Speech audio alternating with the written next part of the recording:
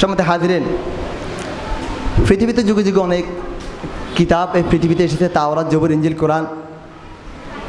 আল্লাহ পাক রব্বুল আলামিন এইগুলির মধ্যে সবচেয়ে শ্রেষ্ঠ যে কিতাবটি দীর্ঘ 23 বছর ধরে নাজিল করেছেন জিবরাইলের মাধ্যমে আমাদের প্রিয় নবী হযরত মুহাম্মদ সাল্লাল্লাহু আলাইহি ওয়াসাল্লামের উপর, যেটা লাউহে মাহফুজ থেকে একটু একটু করে মানবতার কল্যাণে, মানবতার প্রয়োজনে পৃথিবীতে নাজিল হয়েছে। সেই কোরআন এমন একটি গ্রন্থ যেটা নাজিলের সূচনা থেকে আজ পর্যন্ত এই কোরআনের কোনো পরিবর্তন হয় নাই। আর কোরআন যে সত্য সেটা আমি গত আলোচনাতে অমুসলিম মনীষীদের দৃষ্টিতে আল কোরআনের আলোচনায় আমি আপনাদের সামনে উপস্থাপন করেছি। আজকে তারই ধারাবাহিকতায় আজকে কোরআন থেকে সরাসরি কোরআন যে সত্য, কোরআনের বক্তব্য কোরআন নিজেই দিবে, সে বিষয়ে আমি সংক্ষেপে কথা বলবো ইনশাআল্লাহ। সকলে বলে আউযু বিল্লাহি মিনাশ শাইতানির রাজীম, বিসমিল্লাহির রহমানির রহিম।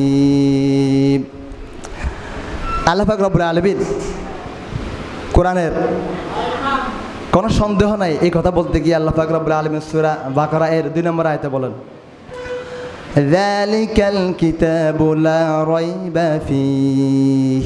এটি এমন একটি গ্রন্থ, এমন একটি কিতাব যার মধ্যে কোনো সন্দেহ সংশয় নাই। সুবহানাল্লাহ। এবং আল্লাহ পাক রব্বুল আলামিন সূরা জুমারের 1 নম্বর আয়াতে বলতে গিয়ে বলতেছেন যে তানজিলুল কিতাবি মিনাল্লাহিল আজিজুল হাকীম। পরাক্রমশালী সে আল্লাহ পাক রব্বুল আলামিন প্রজ্ঞাময় আল্লাহর পক্ষ থেকে এই কিতাব নাজিল হয়েছে, যার ভিতরে কোনো সংশয় সন্দেহের কোনো অবকাশ নেই। কোরআন নাজিলের সূচনা থেকে আজ পর্যন্ত কোরআনকে মিথ্যা প্রমাণ কেউ করতে পারে নাই, ভবিষ্যতে পারবে না ইনশাআল্লাহ। এরপর আল্লাহ পাক রব্বুল আলামিন হচ্ছে যে তাওরাত, জবুর, ইনজিল বিভিন্ন অনেক কিতাব গ্রন্থ, এগুলো মানুষ তাদের প্রয়োজনে ইচ্ছা অনুযায়ী তারা পরিবর্তন করে, কিন্তু কোরআন এমন একটি গ্রন্থ যেটা আল্লাহ নিজে নাজিল করেছে, তিনি নিজে এটা সংরক্ষণ, কেউ এটার মধ্যে সংযোজন বিয়োজন করতে পারবে না। আর সে কথাটি আল্লাহ পাক রব্বুল আলামিন সূরাতুল হিজরের 9 নম্বর আয়াতে বলেন, ইন্না নাহনু নাযালনা যিকরা ওয়া ইন্না লাহু লাহাফিজুন। সুবহানাল্লাহ। যে ইন্না নাহনু নাযালনা যিকরা, এই কোরআনকে আমি নাজিল করেছি, আর ওয়া ইন্না লাহু লাহাফিজুন, এটার সংরক্ষণের হেফাজতের দায়িত্ব আমি আল্লাহ নিজ হাতেই নিলাম। সুবহানাল্লাহ। এরপর আল্লাহ পাক রব্বুল আলামিন চ্যালেঞ্জ ছুড়ে দিয়ে সারা পৃথিবীর মানুষদেরকে বলতেছেন যেটা এই কোরআন কখনো মানব রচিত গ্রন্থ হতে পারে না। আল্লাহ পাক রব্বুল আলামিন সূরাতুল ইউনূসের 37 নম্বর আয়াতে বলেন, ওয়া মা কানা হাযাল কুরআনু আন ইফতারা মিন দুনিল্লাহি ওয়ালাকিন তাসদীকাল্লাযী বাইনা ইয়াদাইহি ওয়া তাফসীলাল কিতাবি লা রাইবা ফীহি মির রাব্বিল আলামিন। সুবহানাল্লাহ। আল্লাহ পাক রব্বুল আলামিন বলেন এটা এমন একটি গ্রন্থ যেটা আল্লাহ ছাড়া কারো মন গড়া রচনা নয়। সুবহানাল্লাহ।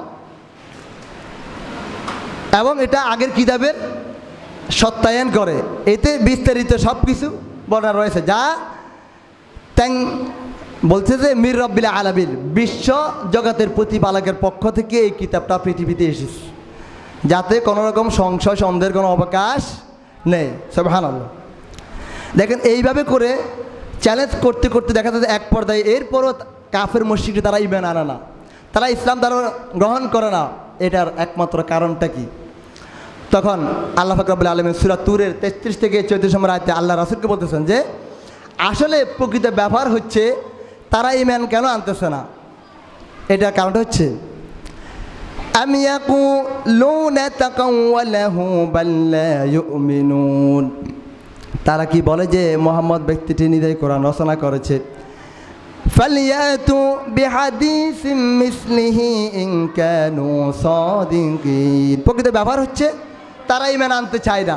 ফালিয়াতু বিহাদিসিম মিসলিহি ইন কানু সাদিকিন, আসলে তারা ঈমান আনতে তারা চায় না।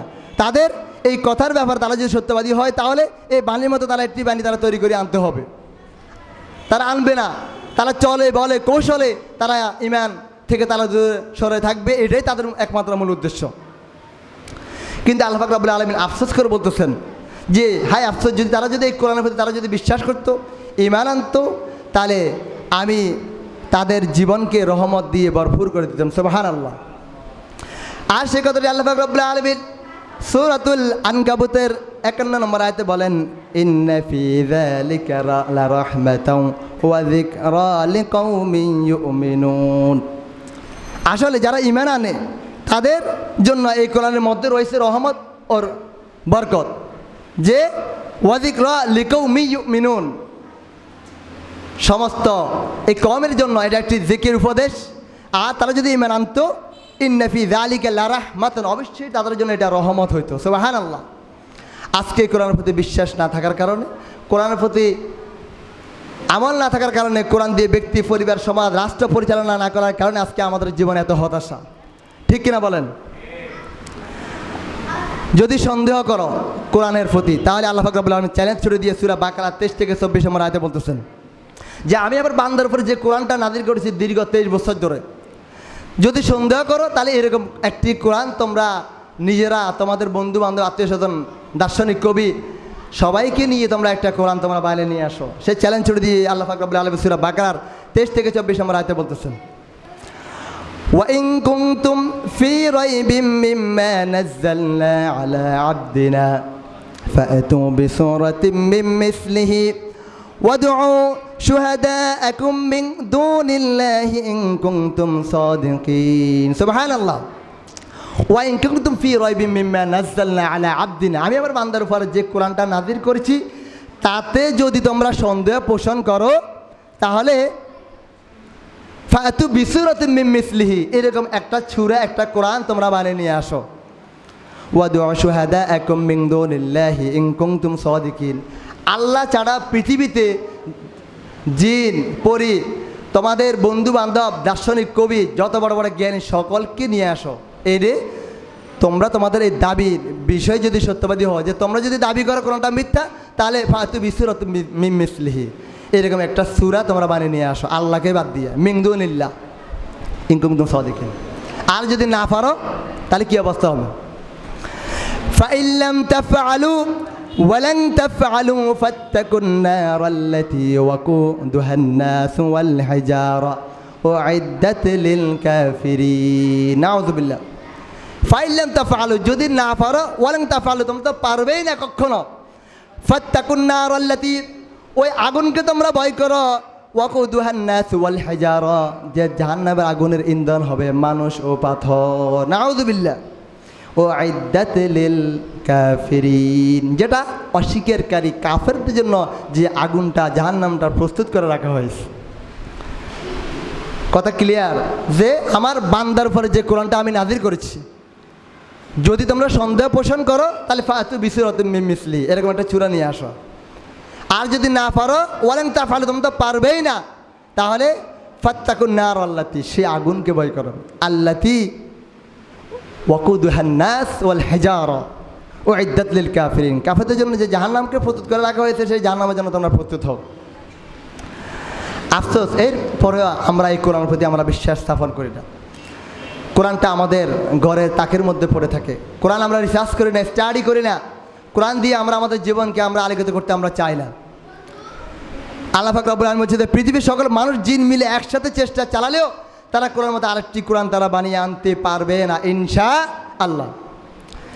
আর সে কথাটি আল্লাহ পাক রব্বুল আলামিন সূরাতুল বানি ইসরাঈলের 88 নম্বর আয়াতে আল্লাহ পাক রব্বুল আলামিন সারা পৃথিবীর মানুষদেরকে চ্যালেঞ্জ করে দিয়ে বলতেছেন, قُلْ لَئِنِ اجْتَمَعَتِ الْإِنسُ وَالْجِنُّ عَلَىٰ أَن يَأْتُوا بِمِثْلِ هَٰذَا الْقُرْآنِ لَا يَأْتُونَ بِمِثْلِهِ وَلَوْ كَانَ بَعْضُهُمْ لِبَعْضٍ ظَهِيرًا।